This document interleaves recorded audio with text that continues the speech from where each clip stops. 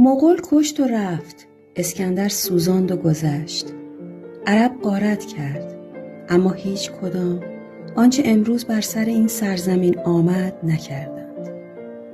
ویرانی امروز نه حمله بیگانه است نه تاخت دشمن. این زخمی است که وارثان همین خاک بر تنش زدند، نه تاریخی گذاشتند نه جغرافیا. برای کدام زخم باید گریست؟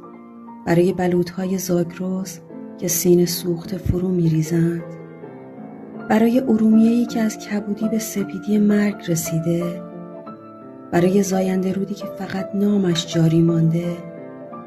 یا برای جنگل‌های هیرکانی، این میراث میلیون ساله که در میانه پاییز بیباران و بیپناه به جای برگ ریزان شعله ریزان شدند و مثل حقیقتی که سالهاست سرکوب شده